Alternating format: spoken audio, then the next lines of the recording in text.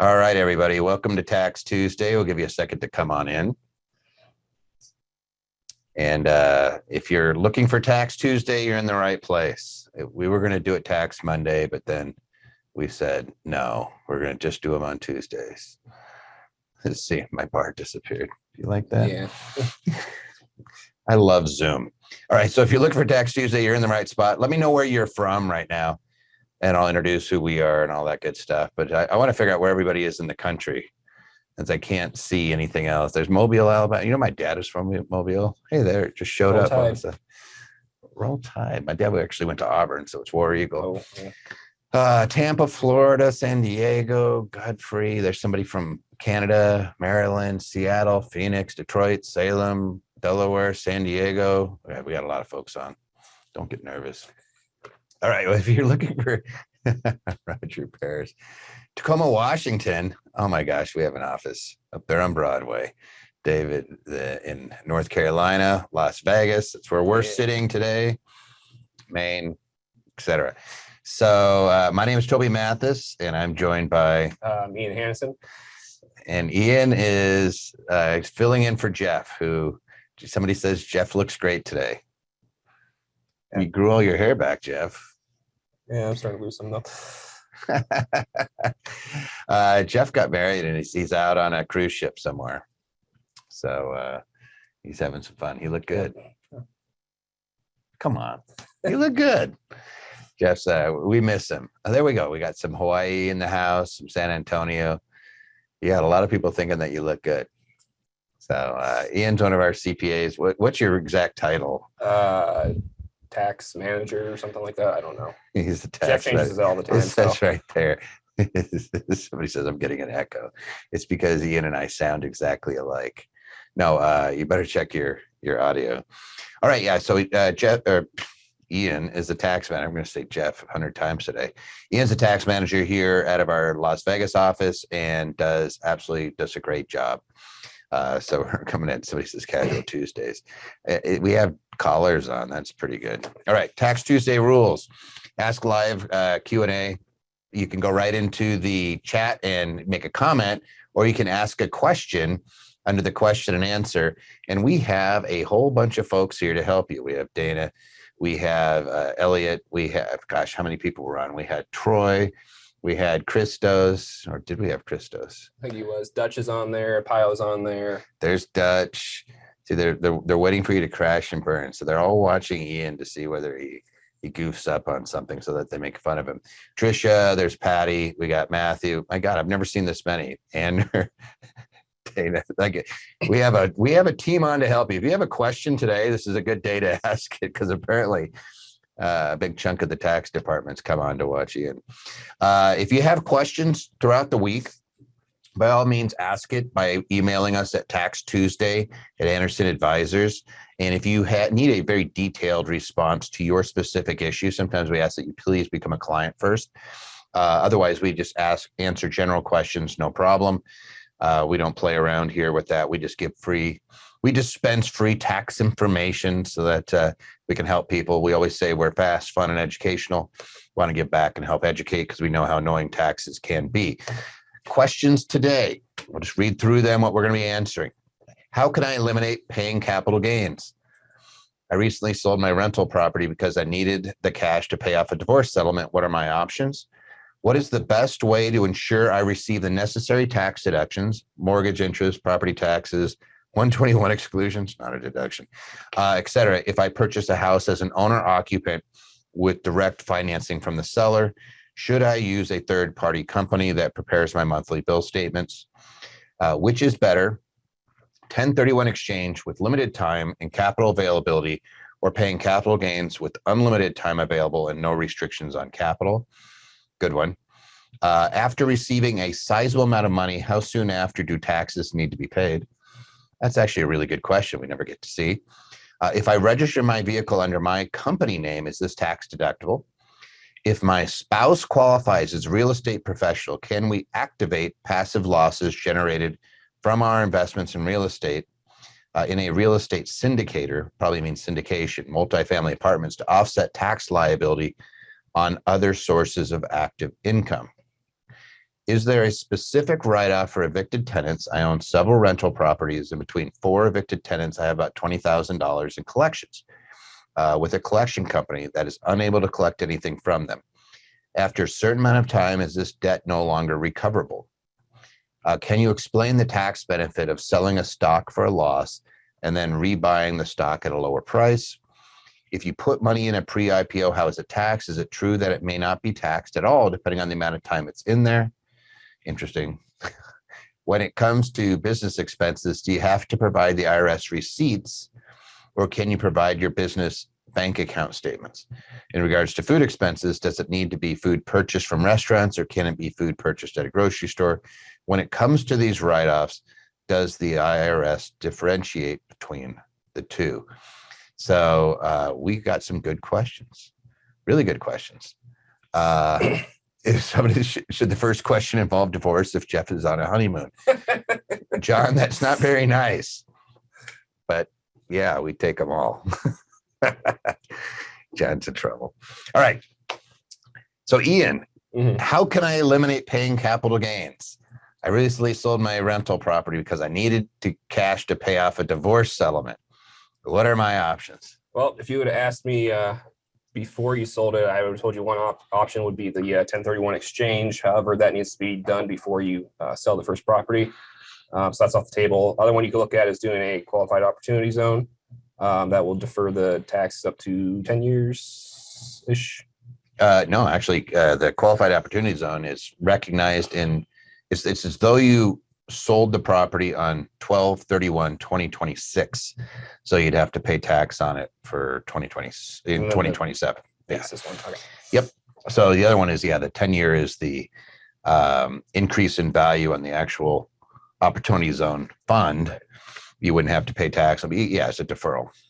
This one, I always find it's interesting. When you see capital gains, you can offset your capital gains with capital losses.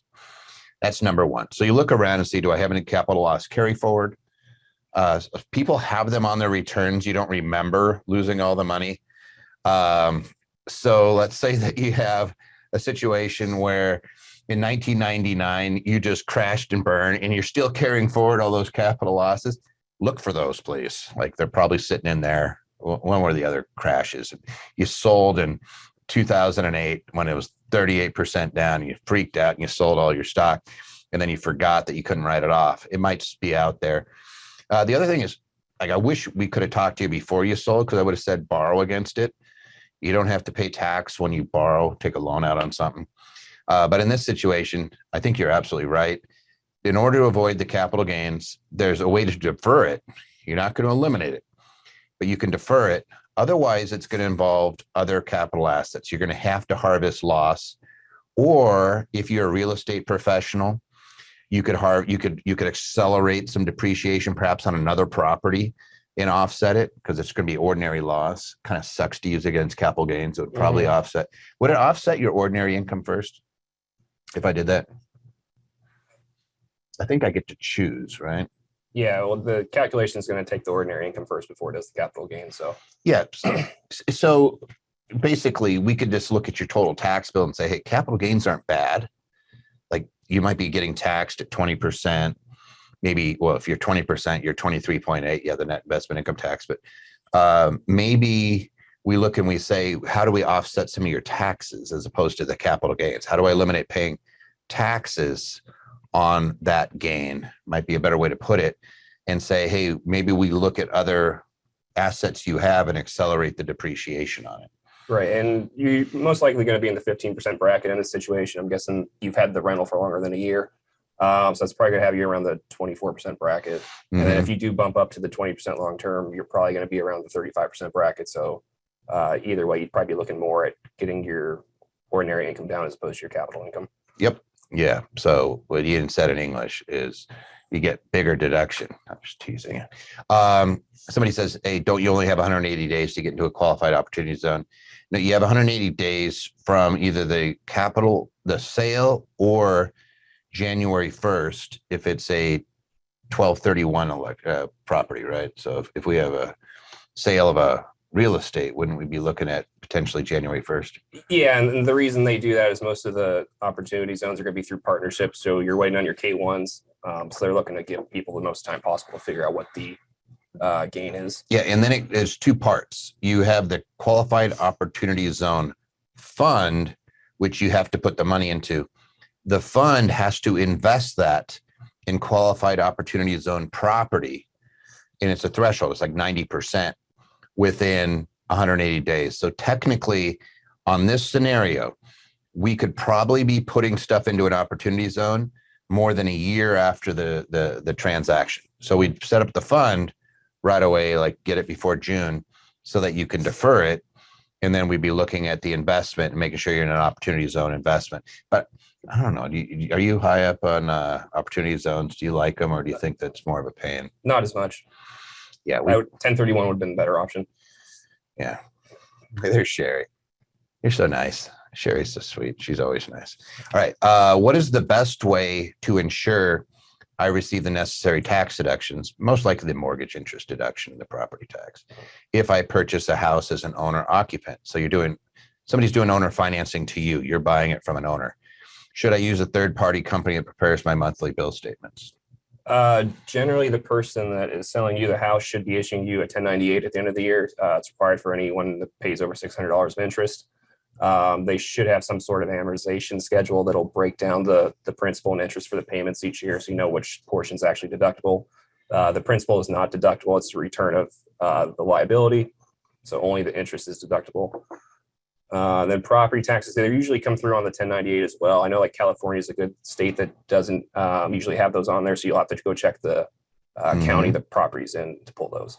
What do you do if the person won't give you a statement? They're just like being turds. They're just not giving it to you. You're gonna have to have the calculation yourself. So generally, you're gonna want bank statements showing the amount that's being paid out, and then. So it doesn't kill you if they don't give it a. No. Hey Patty, she's texting or chatting. You got to put the suite number in. I saw the address. I'm having fun. Anyway, so as long as you incurred it, you can put it. Like, we don't have to have the document. I actually did this once. I actually bought from a guy that had thought it was like a 2%. It was a 2% interest rate, and I bought a house when Vegas was just crashing, and I couldn't resist. And we just tossed it into a land trust, and I paid the mortgage statement. So he was getting the 1098 from the mortgage company, and then I would just do the same thing, report it. And we used a third party. They don't do anything. All they do is collect the money, but they don't give you any documents. That's not going to fix it for you. So you're just going to have to do it. Sorry, I'm watching the chat as it comes in too. Anything else you could say on that? No, that's about it. Yeah, and then the 121 exclusion, you don't need a document for that. That's just, did you live in it as your primary residence for 2 out of the 5 years? And technically, if you were a tenant, so if you bought this as an owner occupant and you did it on a lease option, you could actually use the time that you were in it to qualify as well. It's kind of weird. You have to own it when you sell, but you had to occupy it for 2 out of the 5 years as a primary residence. It's kind of weird. Just kind of goofy things. You don't need anything from them for that. All right. This is very subjective, but I like subjective questions because I like hearing everybody's opinion. Which is better? And by the way, guys, if you want to play along at home, in chat, tell me what you guys think of this question, which one you would rather do. Would you rather have a 1031 exchange with limited time and capital availability? So a 1031 exchange is when you swap real estate and you have 45 days to identify replacement properties, 180 days to close from your closing date. So you're on the clock. You got 6 months to close. You have the 1031. So would you rather do that, or would you rather just pay the capital gains and have an unlimited time? What do you think?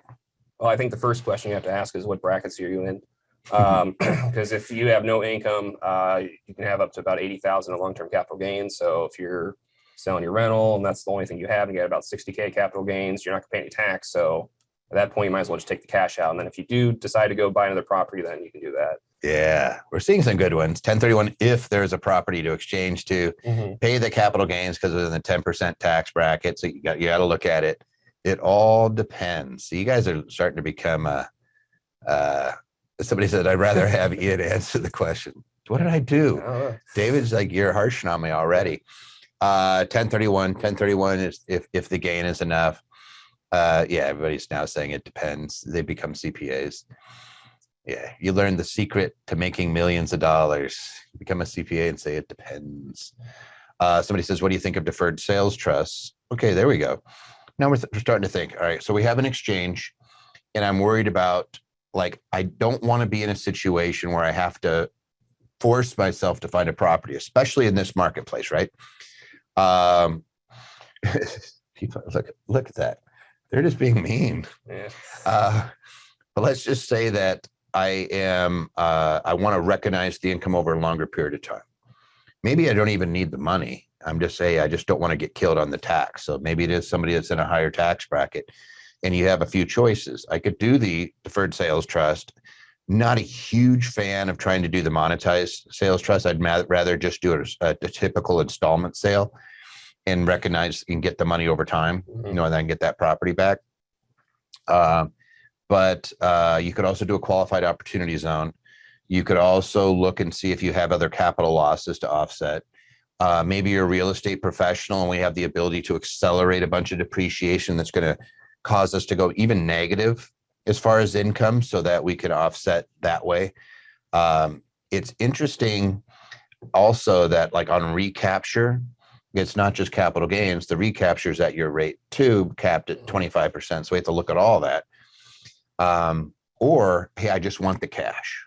I just want the cash. And I'm going to say what I said earlier, which is, if you just want the cash, you should consider borrowing against it at these really ridiculously low interest rates and keeping the property, because the appreciation on real estate's, it's been like 20% on residential, and in a lot of places it's higher. So that way you don't lose the appreciation and you're paying pretty low. Somebody says, between a 1031 and taking capital gains, I choose the latter because I always make sure my taxable income is below 80,000. Okay. So there you go. What about if you use the capital gain to pay off debt? Well, if you have debt, obviously, I mean, you could always borrow cheap money. So let's say I have real estate. You've been working with clients. Have you seen anybody about what interest rate do they pay if they're getting lines of credit against their properties? I'm not sure about the lines of credit, but most people have been refinancing for the 15 years have been getting about 2%, and then 30 have been about 3%. I think pretty much every client I've seen that's had multiple rentals has at least refinanced one property in 2020. So. Yeah. So let's think about this. So you pull money out at 2%, pay off your debt that way, keep the property. So Maria, you're talking about using the capital gain. The capital, like when I sell a property, here's the deal. I'm losing about 8% of it because of closing costs and fees. Typical. Now, I know some of you guys are going to, sell it yourself, but you don't get that back. That's off of your principal, and you're paying the capital gains. When you add those two things up, it could be a pretty sizable. It could be 30%. And so now I'm living off of the 70% that's left. That's what I'm going to have to grow. And it takes really big growth to make up that 30% chunk that we lost. So again, I like borrowing because the transaction cost might be 1%. I have a really low interest rate. That asset's continuing to appreciate, historically greater than 4%. Like if we go back and look at real estate over time, it's more than 4%. Recently it's been double digits. S&P, same thing. Historically, it's like 11%. Since the 50s, it's over 7%. And in the last 10 years, it's 13%. So you're better off, in my mind, keeping the asset and borrowing against it and avoiding the tax. If you have to sell it, like, hey, I really want to sell it and go get something else, and you have something else that you're targeting, then I can see 1031. But I've seen so many people kind of hosed on transactions because somebody drags them close to that deadline and then starts demanding terms because they know you have a taxable inclusion if you don't get closed. So it can be interesting. And somebody says, Charlotte, assuming capital gain is significant. Yeah, you have to look and do your calculations. So you get your little pencil out, talk to guys like Ian. You say, Ian, what's it going to be? And one thing on the 1031s too, make sure you're looking at the cash you're going to get out and what you're going to put back in. And then same thing with the loans, how much you're going to pay off, how much you're going to acquire, because that's going to be part of your calculation to determine if you get booed or not out of this. Yep. So. Oh, boot. Now Yeah, we're boot, talking yeah. about, yeah. So, so if you pay off debt and you take the cash, that's taxable too. Yeah. Long story short, before you do a 1031, make sure you talk to your tax people. Can you guys run scenarios? Yeah. Yes, we can. So then now we're not guessing. There's no more, it depends. You got to go and say, that one. All right. We like our accountants. After receiving a sizable amount of money, how soon after do taxes need to be paid? Okay. So we were just actually talking about this before we came in. So in terms of the safe harbor for your taxes that need to be paid in, usually it's 90% of the current year or either 100% of last year's if you're under 150,000 of income, or 100%, 10% of last year's if you're over 150% of income. And that's not going to be like your payment at the end of the year. That's going to be your tax liability. So it'll be the line on the 1040 on page 2 that says tax. So you're going to look at that, and then you're going to multiply it by those numbers I just said. And that's going to tell you how much you need to be paid in before January 15th. So there's only one thing I would say is whenever I see after receiving a sizable amount of money, I'd say, what's the source? What kind of money is it? Is it like, it could be, I got a life insurance settlement. Somebody passed. Okay, how soon do taxes need to be paid? They don't, because it's not taxable. Hey, I got a sizable amount of money. I got a gift. Okay. What do I have to pay? Nothing. It's a gift. So we have to look and see what kind of income it is. How long to, like, what if it's capital gains? Like we sold GameStop stock? Yeah. No, hey, stop that. It could be, you have some capital loss. Yeah. And now we got a bunch of money that came in. But what if you're one of the people that had the big losses from 2008? We had quite a few clients that, they did that buy high, sell low thing, and they would have these carry forwards. We'd inherit them from somebody else, and you'd look and you'd say, like, they would always say, oh yeah, I lost money, but you'd never see the carry forward. The accounts didn't track it. So 2 or 3 years later, they lose it. Then you go back and you see, oh, wait a second, you had this carry forward, 200-300 grand. We need to use that, right? Yeah, so you'll want to look at all those. And then for the estimates, there's 2 ways you can do it. Either you split it up between the 4 quarters, so it's going to be due April, June, September, and January 15th. Or your other option is you can annualize the income. So that a good instance of that would be, let's say you had a massive capital gain in the 4th quarter. So instead of paying, quarters 1, 2, and 3 when you don't have the cash to pay it, you can make an election on the tax form to spread that income to the 4th quarter and pay the estimates for January 15th as opposed to the other 3. And what he is talking about is, when is the tax due? Technically, taxes are due when things are earned, correct? So like if this was in the 4th quarter, like we're in the 4th quarter, in the quarter, don't even, like, employment taxes quarters aren't 3 month, 3 month, 3 month, 3 month. It's like 3 month, 2 month, 3 month, 4 month. It's goofy. But you're supposed to be paying it whatever quarter you technically get it in, depending on what your taxes. And it's all income, right? It doesn't matter. It could be dividends, capital gains, salaries, business, anything that hits. Technically, you have this tax liability right there. So how soon after do taxes need to be paid? Well, it depends on the type of income.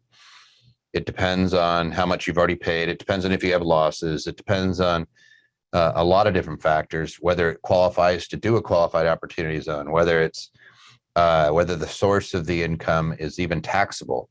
All that stuff comes into play.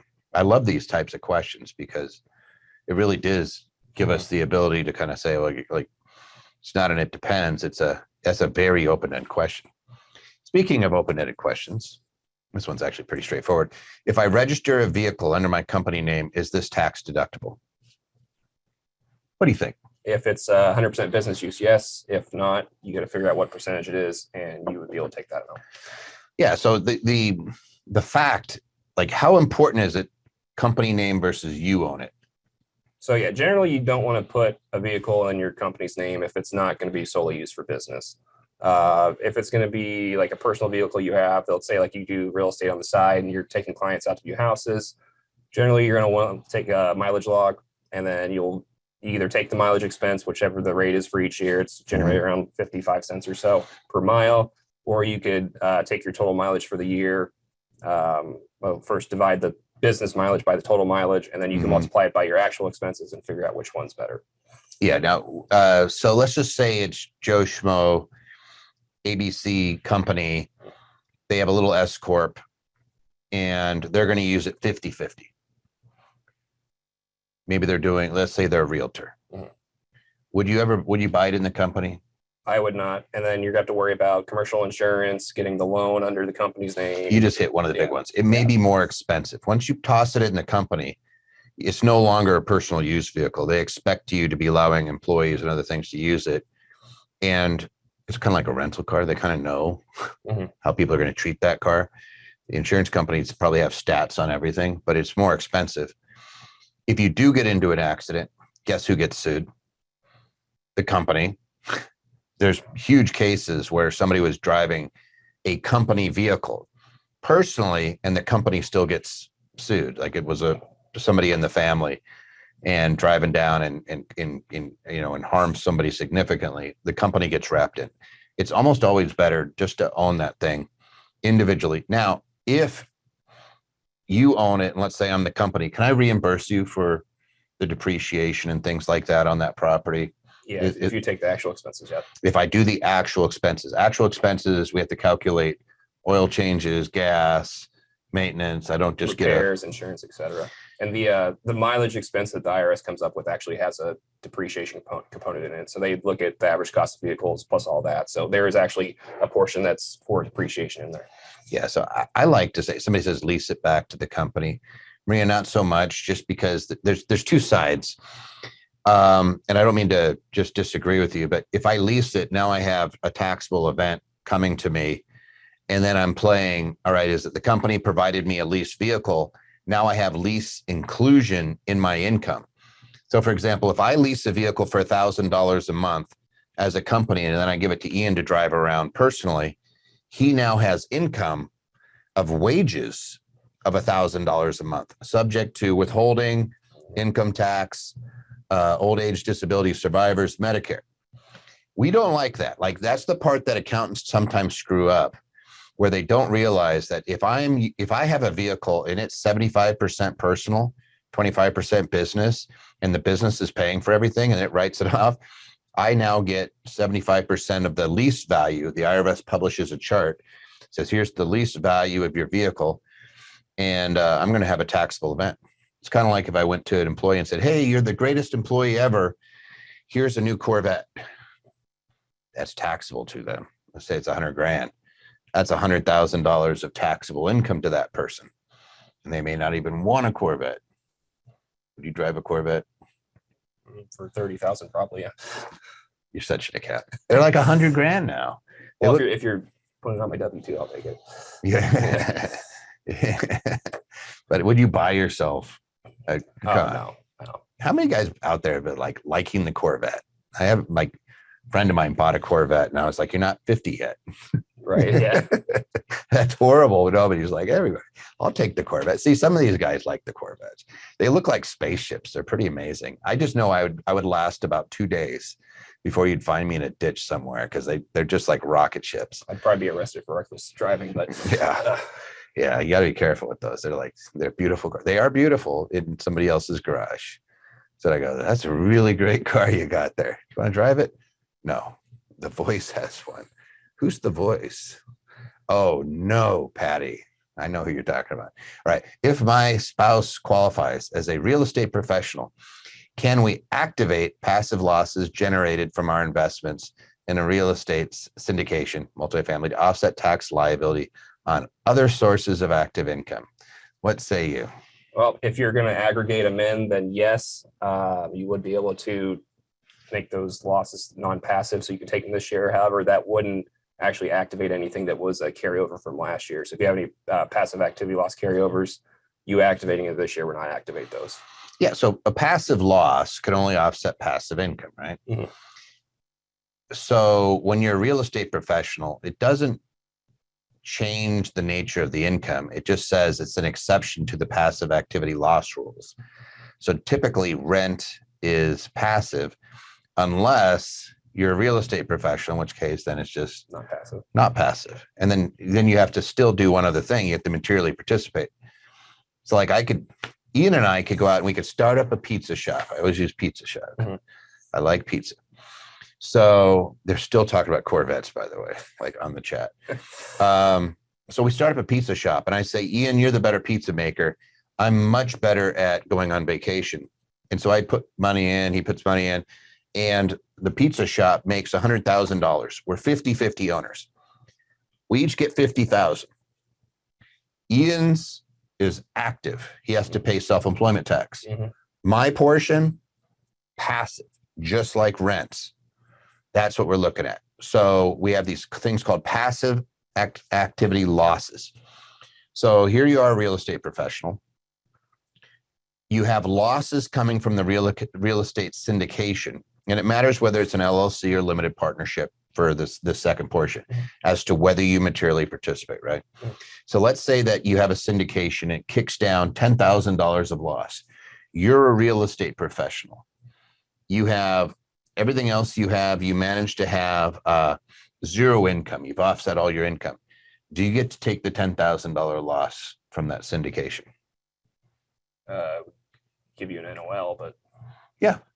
But you would get the loss. Yeah, he's saying it, net operating loss. But yeah, absolutely.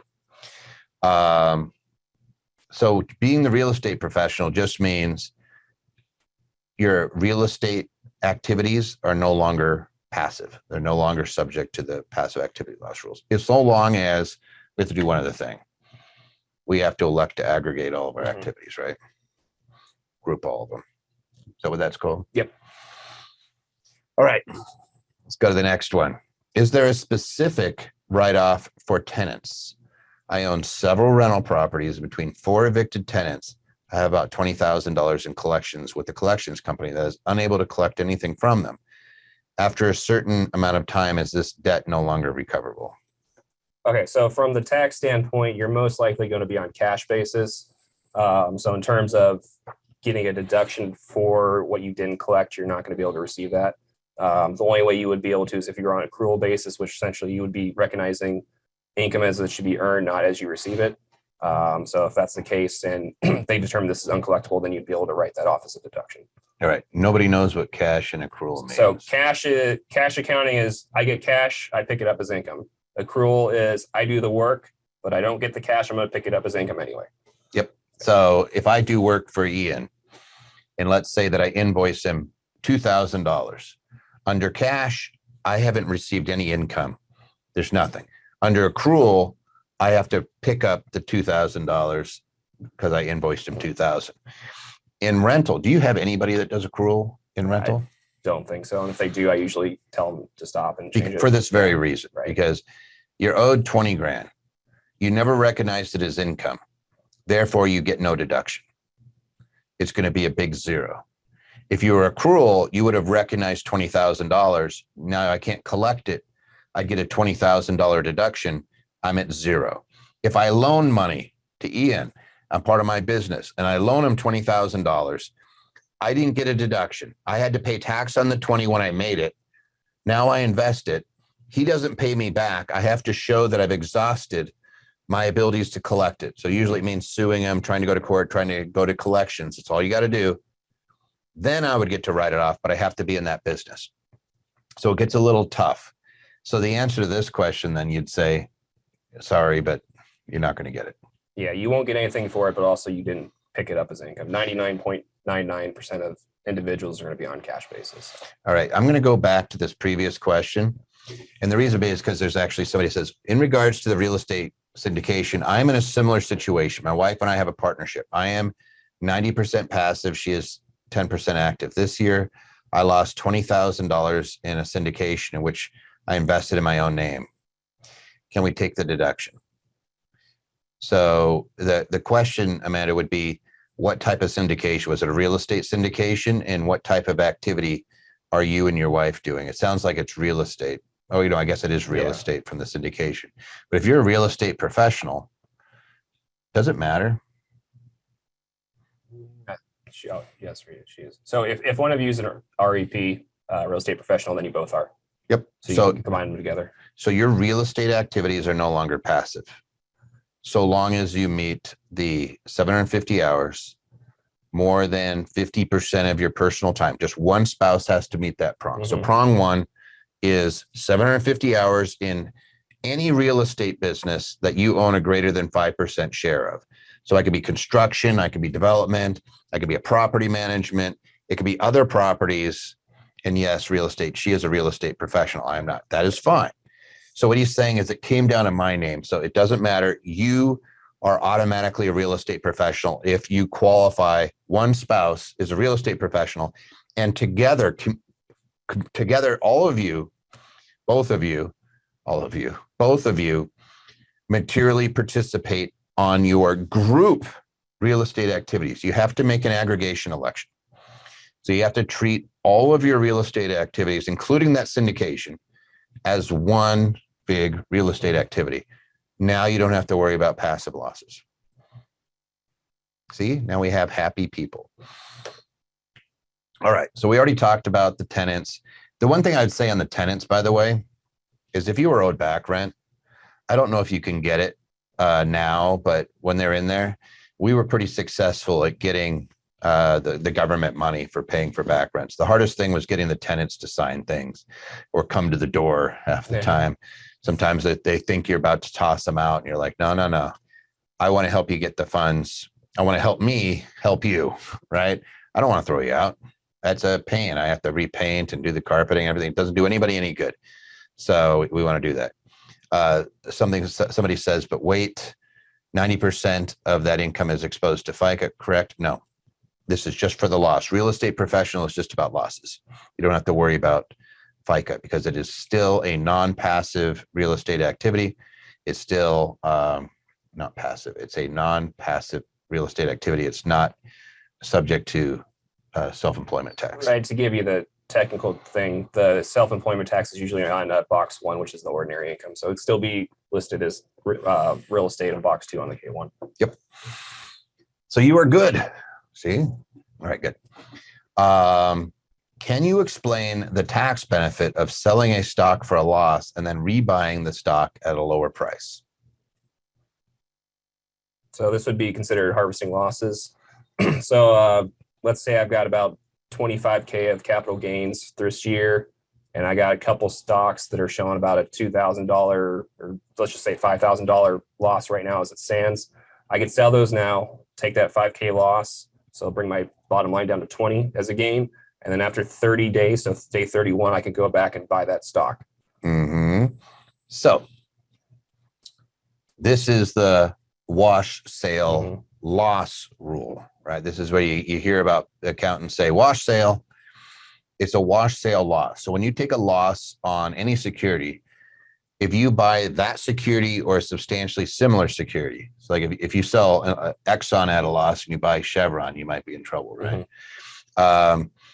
You get to take that loss. Somebody says the voice. You guys are still we're about like 3 questions behind on the chat. I think somebody else asked another question about the reimbursement. There was government money under the CARES Act that went into helping tenants who could not make payment. So what you do is you look at landlord assistance, tenants not paying or something like that, and you can get it. All right. So going back to this. So we sell a stock for a loss, rebuy it later. We just have to wait that 30-day window. Or you could buy an index or something if you're worried about the stock market, like, hey, I don't want to miss out. Here's the interesting thing. Cryptos are not subject to the loss rule. So crypto, you could sell your crypto and you get a capital loss and offset capital gains. So and vice versa, if you've made money in crypto, you may want to sell it and buy it right back because there's no wash sale gain rule. So if I have a stock, sell it at a loss, wait 31 days, buy it back, I could actually use that loss against my other stock, against sale of property, sale of crypto, any capital asset, right? I could use that. Yep. And Jennifer, it's 30 calendar days. Yeah. Yep. 30. All right. Since crypto is considered like property, can crypto gains from staking offset passive losses from real estate losses? Assuming I'm not a real estate professional. So, crypto is a capital. If you're staking, you're making active income, I believe. When you're staking, you're actually using a computer and they're paying you to do the staking to verify transactions. I'm assuming that's what it is, Tarun. If you are mining, that is also active. And so, so your gains and those would be ordinary income, and your capital losses would only offset up to $3,000 a year. And so we just have to make sure that we're looking at it. So I believe staking, pretty sure staking is ordinary income. Do you know off the top of your head? I think so, it is, yeah. Yeah, staking and mining are ordinary income. So it's not capital. Once you get it, then any gains or loss from that point are capital. So, so there.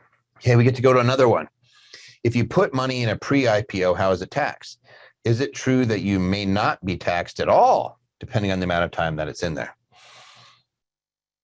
The money you put in should just be your basis in it. So might be referring to like an 83B election, which essentially is you would treat the taxable event would be, or let me rephrase that. You get stock from your employer. You can make this 83B election. You could pay tax now on the, make your basis the fair market value essentially, and then whatever it grows to after the fact would not be taxable. I think that's what they're trying to get at. Well, you're going to have to, well, you're not going to have to pay tax when it vests. Right. What you're doing is you're basically saying, hey, that's on options. Mm-hmm. So let's just say that you're investing in an IPO, pre-IPO. So I go Reg D, I put money into a company.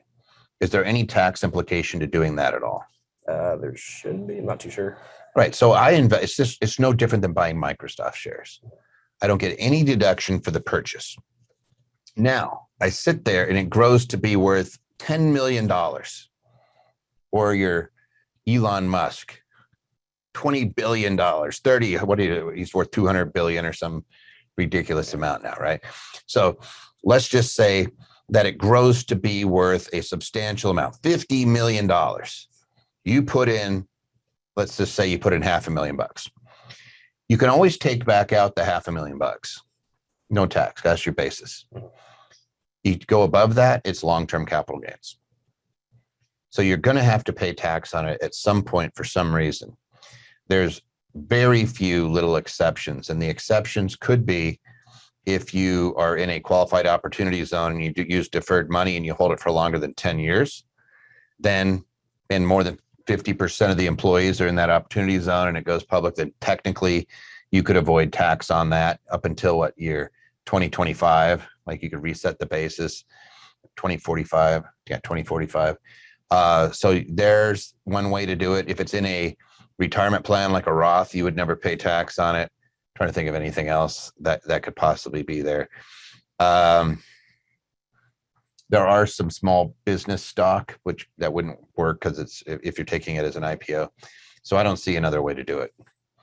Are you sure about staking versus being active income? I am not using my computer for that. Unlike mining, it is staked, meaning deposited on a server in a website run by a third party. I'd have to look at that. So you know what, Tarun, if you would be so kind as to email in your question at taxtuesday@andersonadvisors.com, Patty will get you that. And I'll dig into it a little bit, because crypto has been kind of the wild, wild west for taxes for a little bit. And I'll make sure that I can get your question answered. All right. Anyway, so we put money into a stock. Anytime we buy a capital asset, we're not writing it off. We're just buying it unless there's a depreciation schedule tied to it.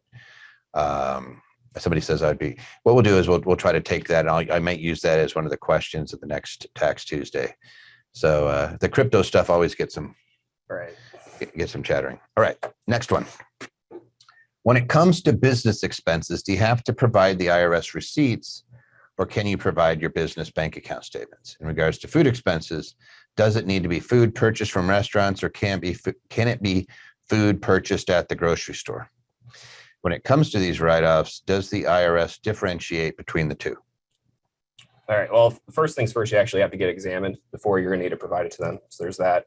But they're going to want the receipts on the bank account, because the bank account's not going to tell them what you actually spent at the vendor. It's just going to show you the amount. So you would need the receipt to show what you actually bought.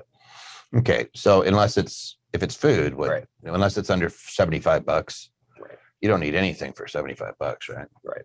It's just, if it's meals and entertainment, no entertainment. If it's meals, number one, 100% deduction this year if you go to a restaurant. So you'd need to show that it's a restaurant. So you need the receipt for that, right? If it's other things and you're buying food for the office, et cetera, it might be 50% deduction, right? It's like we buy stuff at Costco all the time, right? We get 50% deduction, even if it's for the convenience of the employees. So you'd want to be able to do that. But under no circumstances, when you do your taxes, do you need to give the receipt with your return? You're holding these things and keeping them. When do you have to show the IRS a receipt? When you get examined under audit, essentially. So, how many people are getting audited right now? Pretty much none. So that's like, what do we have last year? Less than 10? Something like that. Yeah, just be smart. That's really the big thing. Yeah. So you don't freak out. I actually did this when I first got into business at a little paint company, and I sent them all my receipts. I was like paranoid, they're going to come lock me up. My dad had me so freaked out about the IRS. I was like waiting for him to show up in my bedroom, like, son, you didn't. I sent him all my receipts because I was an idiot. So I saw the Republicans get audited, only for starting up a charity. No, that stopped years ago. Lois Lerner, she's not in there anymore, is she? How many are going to be audited? The IRS just dedicated $80 million to auditing. It's almost like, you know who gets audited? And I could back this up with the IRS data book. If you make less than $25,000, there's a good chance you're going to get audited. If you take the earned income tax credit, there's a good chance you're going to get audited. If you make over $1 million, it's very rare. If you're making something in between, very rare. If you're a sole proprietor, you're about a 500% increase over your brethren to getting audited. It's like, we can see who gets audited. What we know is who doesn't: S corps, partnerships, people making a lot of money, people just normal returns. They're in the toilet. It literally looks like this. When you look at the chart over the last 10 years, that's because the IRS is losing employees. Do you know how many they've lost? I don't know the number, but I can tell it's a lot based on the wait times to call in. So how long does it take? Wait line, professional hotline. I don't even bother trying to call in during the day. I usually call after 5 when most people are going home. So, but how long is it? Like, you sometimes have to sit 15 to 30 minutes at least, usually. Yeah. And we used to actually have somebody that would dial in during the day, and they were a dedicated dialer, and they would just sit there and sit on hold. And then you'd come in with your list of questions. It was silly. Yeah, no, I wouldn't be worried. And initial jobless claims, lowest point since 1969. Our unemployment rates for, 4.1%. It's hard as heck to find people here in Vegas. They have businesses that can't even stay open all 7 days a week. Restaurants, et cetera, they're having to close because they don't have enough employees. So I don't know where they're going to find 80,000 people that are competent to do audits, but we're having trouble finding accountants, period. So the rates, salary rates, and everything else are following inflation even more. Somebody says, I'm available. Reach out to us, please. We hire in all four. We have 49 states now that we have people in. So if you're a good accountant and you understand business tax, we will train the heck out of anybody.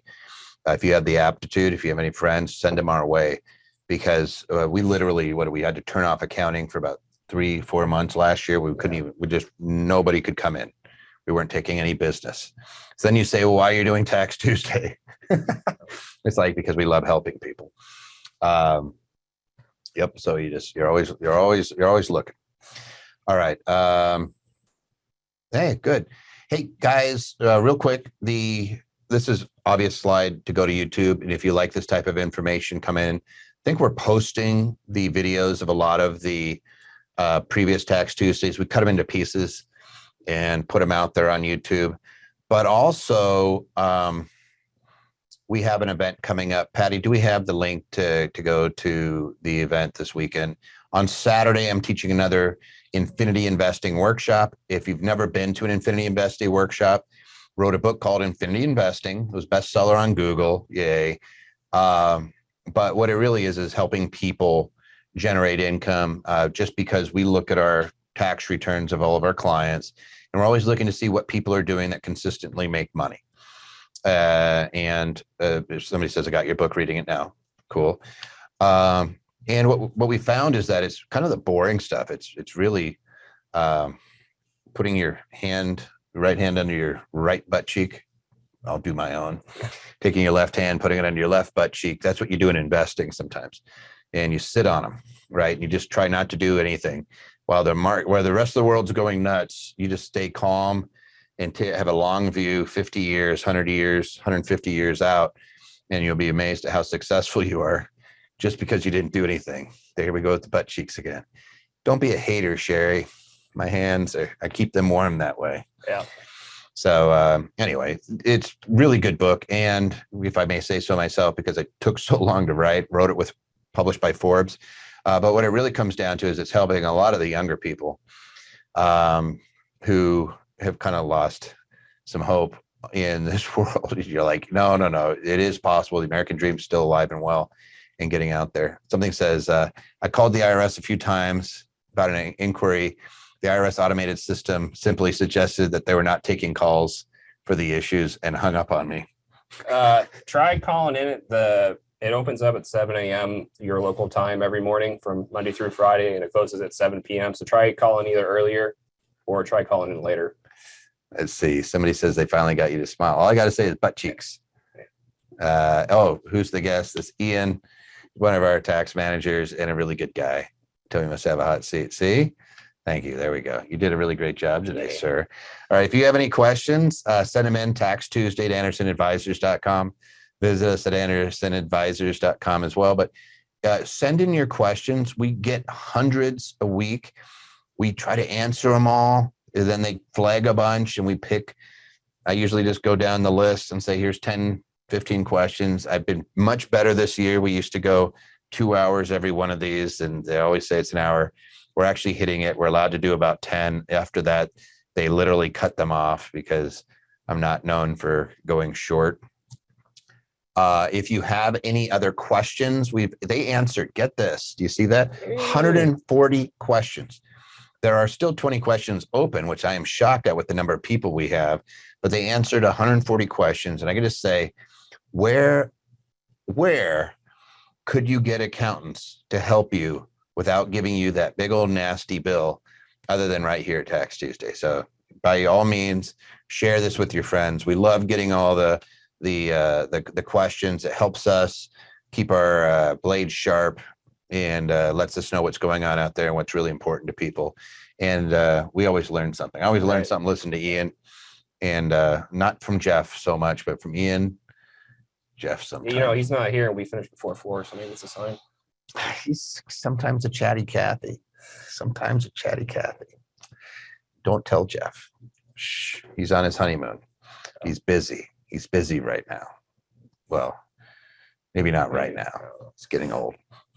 Just kidding. All right, guys. Thanks again, and we will see you in a couple weeks.